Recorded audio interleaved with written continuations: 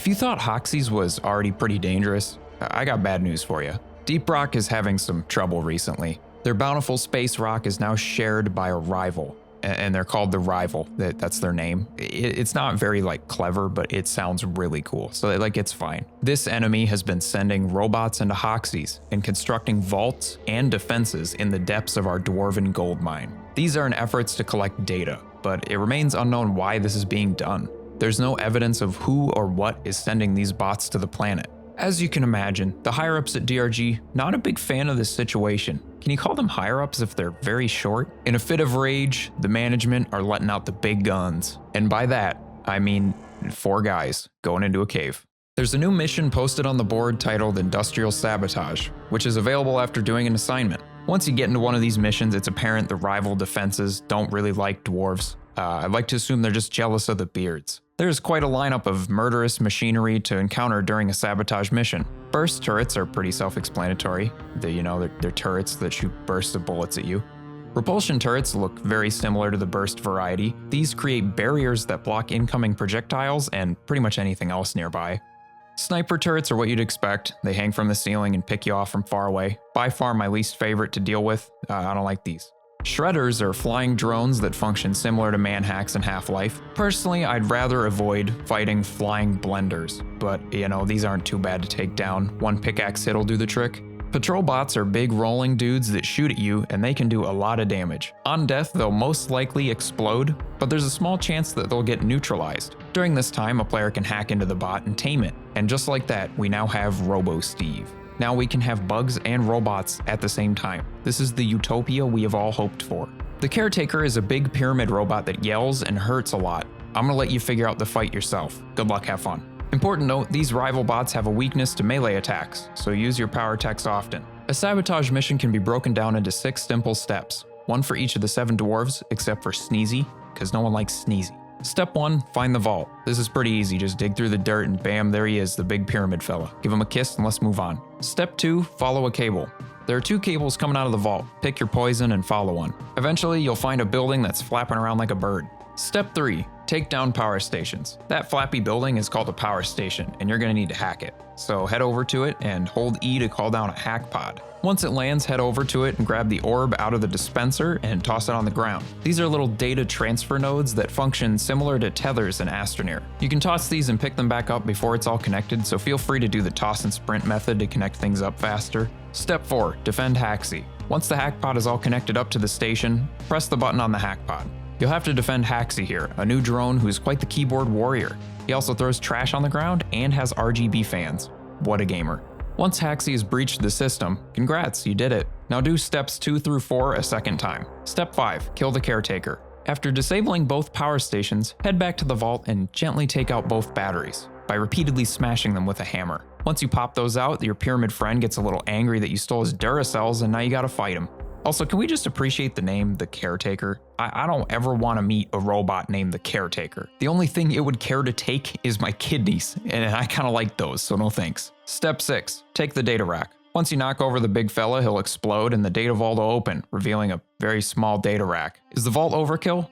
Yeah, it really is. But I mean, look at it, can you blame him? Anyway, grab that data, throw it onto Molly, and get out of Dodge. I'm sure the clever cookies in the crowd definitely noticed some similarities to the Roughneck mission types. There's a big boss fight at the end, guarding an item you throw onto Molly, setting up nodes to connect up 2 machines, and defending them while bugs attack. Sabotage was prototyped at the same time as those other 2 actually. You know what? It's been a while, so let's bring out the old map, shall we? Just like the good old days? Here we have a rough approximation of how caves generate in a sabotage mission. You have a nice quiet starting room just like salvage or mining, and 1 dirt path. This dirt will lead you directly to the vault room with the Caretaker.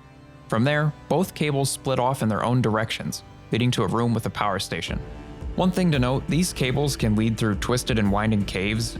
Sometimes they even stick together, and that makes navigation a little tricky in this portion of the mission, so just keep that in mind. That's the basics of Industrial Sabotage. I really like the power station portion of the mission. The transfer nodes are really fun to connect up, and since they stick into surfaces, you can put them on walls unlike pipes. Pairing this with the variety in terrain, it just gets really interesting. The defense portion is also pretty fun, feeling similar to an uplink on Salvage, but you can move anywhere as long as Haxie isn't being attacked. Shields are, of course, very useful during this. My main concern with the mission type is the boss fight. Don't get me wrong, I love the fight. There's quite a few different phases, and overall it's probably my favorite in the game, but mission types with bosses just get repetitive fast. That being said, I don't think people will get as exhausted of this like escort duty. The main thing that made people tired of escort was the inability to do things at your own pace. Doretta only goes so fast, and that hinders anyone who wants to get through the mission faster. Sabotage will feel more like the rest of the objectives in that sense, where players control the pacing.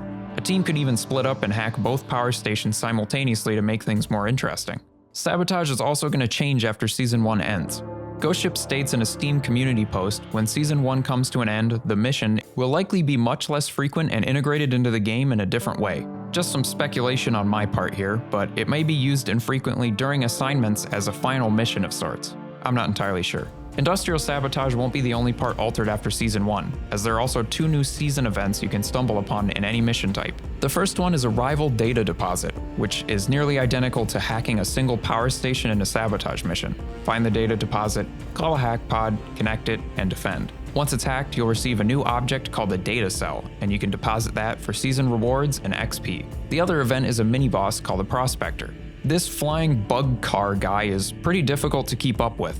I've only done this a few times and it was very disorienting since it moves so fast, but it's pretty fun. The Prospector is similarly weak to pickaxe damage, so keep that in mind when you're playing Scout. Once you take down the Prospector, you'll get a data cell just like the other event, and you can deposit it for season rewards and XP. After Season 1 ends, these events will either be more infrequent or removed completely. Personally, I'd prefer they're just significantly rarer, but hey, I'm just one guy. I don't know what the best move is. Okay, so this portion is actually a little bit later. I've been playing the update for a little bit longer now. The pacing and feel of Sabotage missions are really well crafted. I appreciate the balance of calm exploration and also intense fights. I know I already mentioned it in the video, but I still really enjoy connecting up to the power station and how creative you can get with that process. The caves feel really different to explore due to new generation and also the rival. Landing near structures and following the path they took feels like a dwarven spy operation. It's unsettling to land somewhere and realize something has been building there recently. And the Caretaker is a really well-designed fight. I'm not really tired of it at all yet, and I've probably done the mission over a dozen times. I love how it looks and sounds. Just starting up that fight will always be unsettling. Having randomized phases really amps up the intensity too. I'd love to see something similar implemented into the Heartstone so it has more randomized phases as well. It's very on your feet. Almost every part of this robot makes you sprint around frantically. You gotta dodge robot arms shooting at you, and there's giant projection walls that it fires out. Don't forget the shredders it shoots out of its head, along with bombs that teleport to you and explode.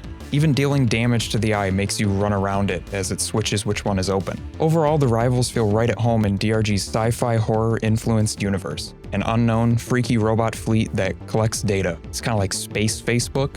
I think most will enjoy Industrial Sabotage and the new seasonal events during the next 4 to 5 months, and I'm intrigued to see how Ghost Ship implements these after this season. This is an exciting time to play DRG. Thank you for watching my video. See you again soon. Rock and Stone.